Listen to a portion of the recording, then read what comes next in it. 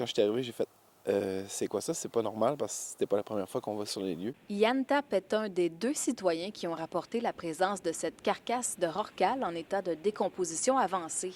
Le Réseau québécois d'urgence pour les mammifères marins a été mis au fait de la situation le 10 septembre. On n'a même pas été capable d'identifier l'espèce, comme la tête est manquante.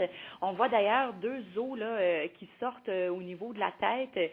Et puis un fait cocasse, il y avait quelqu'un qui pensait que c'était peut-être même des dents de morse. On a eu un signalement pour un morse, mais c'est vraiment évident. Donc c'est une baleine qui fait partie de la famille des rorquals. On le voit par le fait qu'il a le ventre plissé. En septembre, Urgence mammifères marins aura donc traité 2 cas de rorqual échoués à Percé, un à Prével et l'autre à Bridgeville.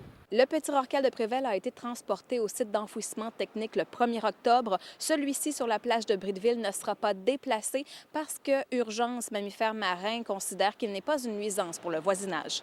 Elle n'est pas près des habitations et vous savez, c'est quand même des gros animaux. On parle des baleines là, qui peuvent faire 7, 8 jusqu'à 10 tonnes dans ce cas-ci.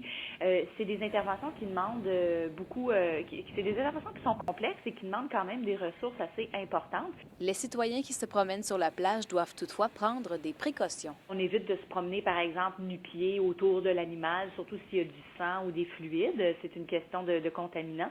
Faut le voir un peu comme si on se promenait dans le bois puis si on trouvait une carcasse d'orignal. On ne ferait pas exprès pour lui toucher sans gants et puis marcher dessus. La ville de Percé n'était pas au fait de la situation. J'ai communiqué avec nos représentants au bureau d'information touristique, puis eux l'ont su à travers Facebook qu'il y avait une carcasse de baleine échouée là, dans le secteur, le coin du banc, mais aucune plainte qui avait été adressée là, au bureau d'accueil touristique, ni ici à l'Hôtel de Ville non plus. Émilie Hamon, à Bridgeville.